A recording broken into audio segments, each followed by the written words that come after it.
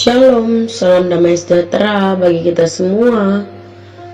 Saudara-saudari yang terkasih di dalam nama Tuhan Yesus Kristus, yang jadi renungan kita pada Minggu Advent ketiga ini diambil dari 1 Tesalonika 5 ayat yang ke-16 sampai dengan ayat yang ke-24. Firman Tuhan berkata demikian: Bersukacitalah senantiasa, tetaplah berdoa. Mengucap syukurlah dalam segala hal, sebab itulah yang dikehendaki Allah di dalam Yesus Kristus bagi kamu. Janganlah padamkan roh, dan janganlah anggap rendah nubuat-nubuat. Ujilah segala sesuatu, dan peganglah yang baik. Jauhkanlah dirimu dari segala jenis kejahatan. Semoga Allah damai sejahtera menguduskan kamu seluruhnya, dan semoga roh, jiwa, dan tubuhmu terpelihara sempurna dengan tidak bercacat pada kedatangan Yesus Kristus Tuhan kita. Ia yang memanggil kamu adalah setia, Ia juga akan menggenapinya. Amin. Sedemikian jauh firman Tuhan. Saudara-saudari yang terkasih di dalam nama Tuhan Yesus Kristus, beberapa bulan ini kita dipenuhi dengan rasa khawatir. Mungkin ada beberapa yang dihantui rasa takut karena masa-masa pandemi yang terus mengguncang kita, yang terus menakuti kita, membuat kita menjadi khawatir. Bukan hanya karena kematian, tapi karena penyakit, karena dampak ekonomi, sosial, dan lain sebagainya. Saudara-saudari yang terkasih di dalam nama Tuhan Yesus Kristus, hati kita bisa saja gentar dan takut menghadapi apapun. Tapi Paulus mengatakan bahwa kekuatan terbesar itu sebenarnya ada dalam diri kita sendiri. Kekuatan itu dikerjakan melalui Roh Kudus yang berdiam dan berkuasa pada diri orang percaya. Kekuatan ini begitu dahsyat karena bisa memberi pengaruh kepada sekitar kita.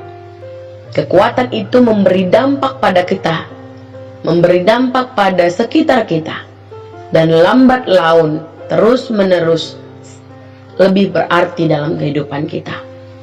Saudara-saudari yang terkasih, bagaimana caranya supaya kekuatan itu sungguh-sungguh kita sadari? Paulus mengatakan dalam renungan kita hari ini untuk bisa melalui 4 hal, yaitu sukacita, doa, syukur, dan selalu berbuat baik. Jemaat Tesalonika adalah jemaat yang selalu diingat oleh Paulus. Meskipun Paulus hanya 3 minggu bersama-sama dengan mereka dan melayani mereka. Namun dalam 3 minggu bukanlah perkara yang mudah ketika menyaksikan buah dari perkabaran Injil yang mereka lakukan. Paulus tidak bisa tinggal bersama-sama dengan mereka dalam waktu yang lama karena ada keributan di Tesalonika, karena ada pemberitaan dan juga tantangan hambatan dari luar dan harus dihadapi oleh jemaat Tesalonika, sehingga ia harus menyingkir ke Berea. Tapi dari Athena melalui Timotius dan Silwanus pada saat itu, Paulus sangat merindukan kabar yang baik dari jemaat ini. Mengapa? Karena Tesalonika adalah kota yang penting dalam pelayanan Injil pada saat itu. Paulus sangat berbahagia ketika ia mendapatkan kabar bahwa jemaat Tesalonika ternyata mengingat Paulus dan apa yang dikatakan oleh Paulus itu dengan baik. Mereka menyerahkan diri untuk mengikut Yesus meskipun tantangan begitu banyak datang silih berganti. Mereka diancam dengan lawan-lawan Paulus yang memfitnahnya. Ada juga ajaran yang tidak sehat mengajak mereka bermalas-malasan, merusak kesehatan moral dan spiritual mereka. Belum lagi ada potensi kerusuhan yang ditimbulkan ketika mereka berbeda pandangan dengan orang sekitar tentang apa yang benar dan apa yang salah. Itu hanya sebagian kecil dari tantangan bagi jemaat ini. Tidak ada yang Paulus bisa nasihatkan kecuali agar jemaat-jemaat Tuhan yang ada di Tesalonika senantiasa mengingat identitas diri mereka. Siapakah mereka sebenarnya? Untuk apa mereka dipilih? Dan bagaimana menyatakan diri kepada lingkungan di sekitar mereka?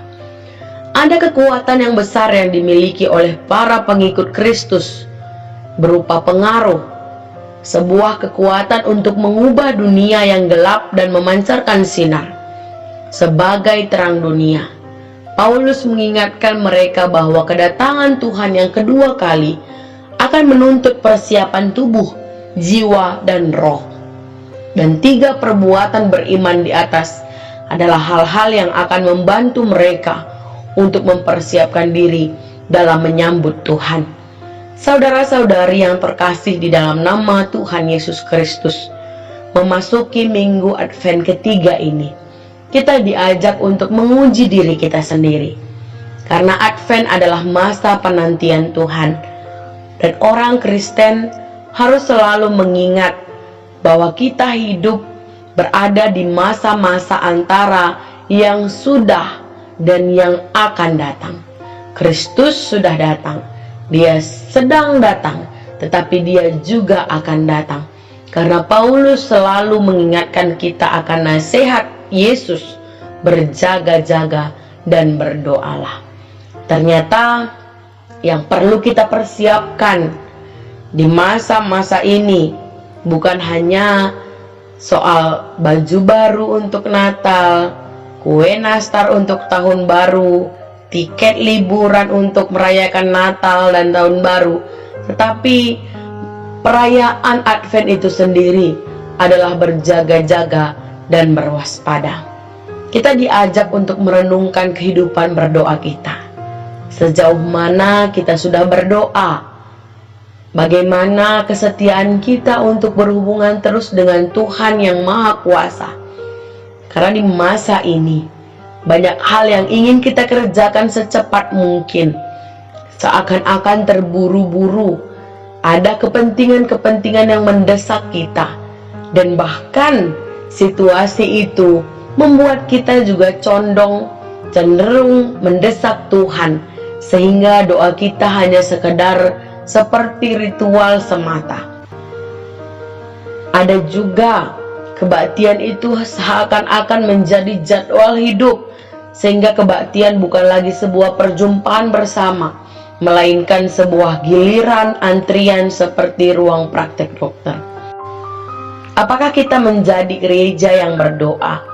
Gereja yang menyadari bahwa kita, dia, orang lain ada karena kehidupan berdoa.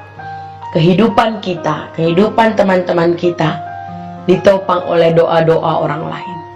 Jika kita selalu mengingat ini, maka kita akan lebih mudah untuk mengampuni, karena kita cenderung hati-hati berdoa dan bersemangat untuk mengamini apa yang didoakan orang lain. Jadilah gereja yang berdoa. Apakah kita sudah bersukacita? Apa itu sukacita? Sukacita terjadi bukan ketika kita tidak punya permasalahan, melainkan justru ketika kita sedang berduka cita, tapi masih bisa memberikan sukacita bagi orang lain. Sukacita adalah kemampuan menghadapi matahari, bukan menghadap bayangan matahari. Bayangkan, ketika kita menghadap matahari, maka bayangannya ada di belakang kita. Tetapi ketika kita membelakangi matahari, maka bayangannya yang hitam itu akan menudungi kita. Jadi sukacita adalah ketika kita tahu dari mana datangnya terang dan kita menghadap ke sana. Walaupun kita sadari di belakang kita ada bayangan hitam, tapi kita tidak terfokus ke sana. Artinya, milikilah kegembiraan setiap saat. Mungkin ada kekhawatiran, mungkin ada ketakutan, tapi dia biarlah di belakang kita dan tidak terfokus ke sana. Tapi kita menyadari dia selalu ada. Tapi kita menghadap kepada terang, kita menghadap kepada Pencipta, kita terfokus kepada apa yang Tuhan mau dalam kehidupan kita. Apakah kita sudah menjadi gereja yang selalu bersyukur Kita bersyukur untuk segala hal yang Tuhan berikan. Kita tidak pernah terlepas dari Tuhan. Kita selalu disertai oleh Tuhan. Kita menyatu dengan Tuhan. Tidak ada yang bisa menyentuh kita kecuali Allah mengizinkannya. Ini sebuah jaminan yang luar biasa. Jika kita memiliki kasih Kristus dalam hidup kita, lalu apalagi yang kurang? Apalagi yang kita butuhkan? Apalagi yang kita cari-cari? Saudara-saudara yang terkasih, ketika kita belum menyatu dengan Kristus, sulit sekali rasanya untuk bersyukur. Banyak yang kita rasa masih kurang. Uang selalu kurang, kesehatan selalu kurang, tidak puas dengan 1-2 makanan. Lalu kita merasa bahwa pasangan hidup kita tidak melakukan apa yang kita mau. Ada kekurangan yang banyak dalam teman hidup kita, anak-anak kita. Dan bahayanya kita selalu merasa kurang. Saudara-saudari yang terkasih di dalam nama Tuhan Yesus Kristus, pada masa Advent ini, satu lagi kekuatan orang Kristen adalah terlihat dari kebaikan dan kebenarannya. Orang Kristen selalu dipanggil menjadi orang yang baik, orang yang menguji dirinya apakah yang sudah dilakukannya adalah baik atau tidak, memilih apa yang baik daripada yang jahat. Dan setiap hari kita diperhadapkan kepada pilihan kita, apa yang harus kita lakukan, kebaikan atau kejahatan. Dan masa Advent ini menjadi waktu bagi kita untuk memperbaiki diri. Saudara-saudari yang terkasih di dalam nama Tuhan Yesus Kristus, doa, syukur, sukacita, berbuat baik, memberikan kekuatan bagi kita untuk menaklukkan dunia ini, untuk bisa melakukannya.